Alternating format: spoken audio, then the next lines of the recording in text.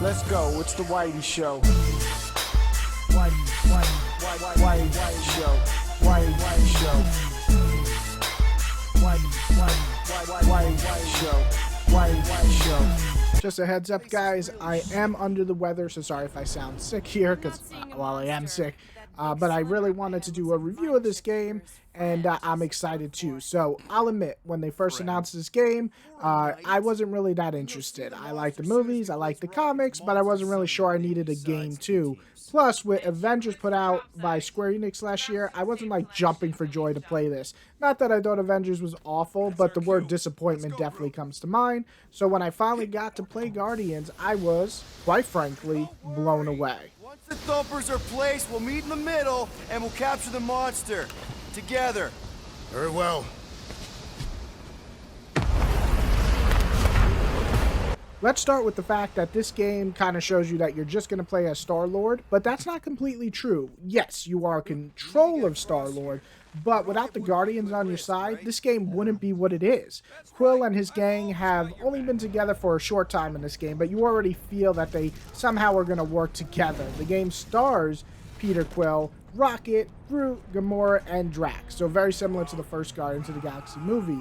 You also get some great cameos from both the comic universe and the movie universe. If you've watched or read them, you probably know a few of them, from Mantis to Cosmo, the telepathic dog, who I absolutely love, and even Adam Warlock. There's a lot of great cameos. I'm not going to spoil them all, but they actually add to the overall story and lore of this new universe for the gaming world of Guardians of the Galaxy. Where's my cake? I warned you. No, you didn't. I am so full. Mom. Okay, sit your butt down, Slowpoke.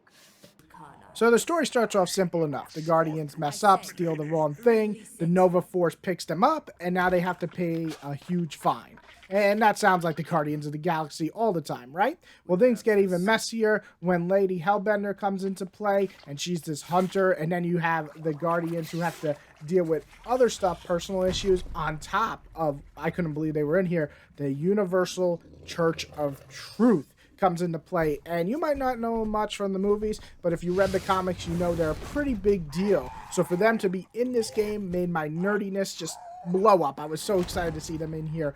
But what they do is really interesting, and they give Quill some really big emotional story beats, and the game absolutely nails them. You good? Never better. Yep, definitely not good. Gamora, wait, hold on a sec. Why? So more children can be sacrificed in the name of Rager's flarked up church?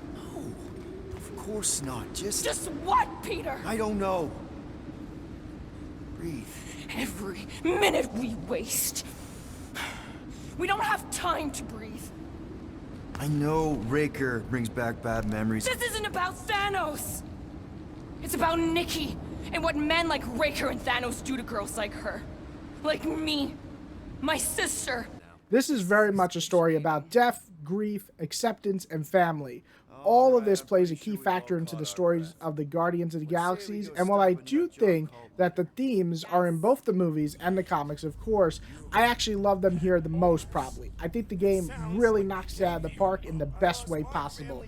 To watch this band of, well, come on, idiots, somehow work together, protect each other, work together, and become a family together, it's amazing. It's something that you don't really get unless the chemistry all works there, and it certainly does here.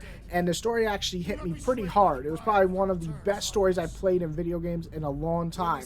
On top of that, don't worry, if you don't want to get all emotional, there is plenty of banter, and it works in wonderful ways. And I was either chuckling nonstop or laughing out loud, going back and forth. It was great.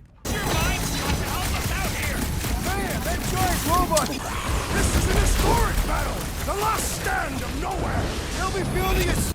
Okay, so obviously I love the story, but let's give also credit to the graphic design and worlds in this game. You visit a lot of different worlds, from these like beautiful freaking weird areas to these wonderful cities that look beautiful and very futuristic, which I really like.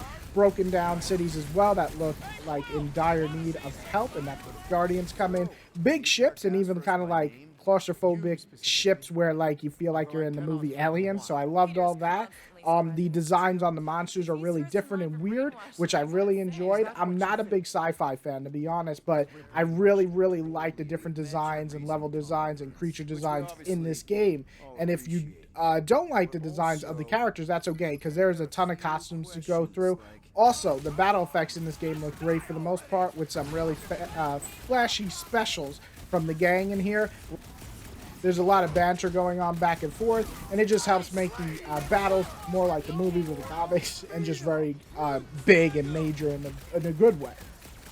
Now we move to the gameplay, and to my surprise, it's actually really solid. That was my one worry. When I saw the gameplay footage before playing this game, I just thought it looked okay. Playing it, I really enjoyed it. You play as Peter, jumping around, sliding, floating, and using specials to take down baddies, but you also get to control your teammates, using them to pull off special attacks, which each have different special attacks depending on which the enemy and the situation you're fighting in. This isn't a simple just shoot and win. You actually have to think of how to use your attacks and your teammates' attacks to take down most of the enemies, especially later in the game, because they will fuck you up. As you progress to the game, though, pulling off the combos with your team, you automatically begin to work together in a great way. I also loved using the environments and having your teammates do extra damage by exploding something or dropping something on the enemy's head. Really cool stuff. You can also call a huddle in the middle of the battle, which is really fun, and you basically have to boost up the morale of your team. And if you do it right and you boost them up and get them pumped, they all get unlimited specials basically and their health back, which is a great way to turn the tide of the battle. And also they play the music in the background, which the soundtrack in this game is awesome. Oh? And what were you expecting? Perhaps I can do something about it. Unlikely. We'll see, Destroyer. I can be quite forceful. Peter Quill. I believe she is flirting with me.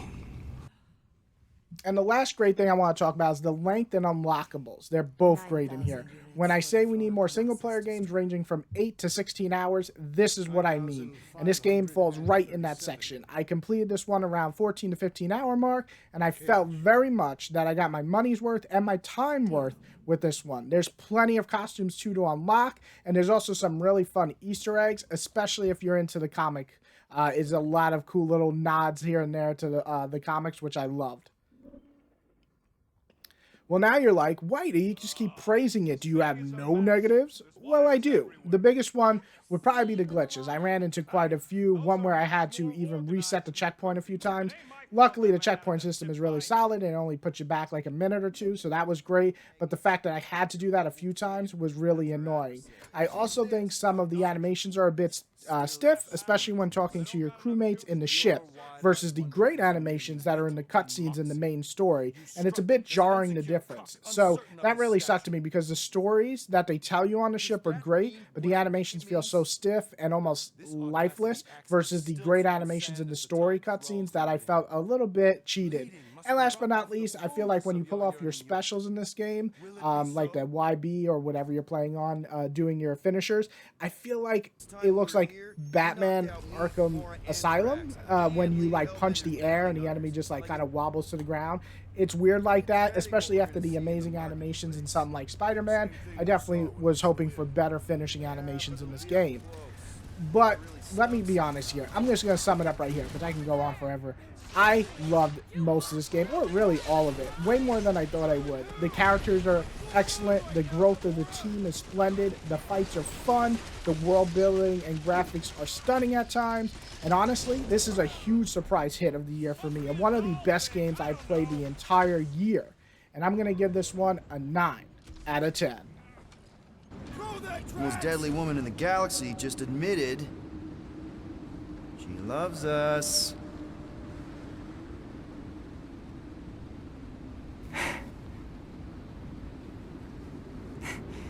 I did not. You did.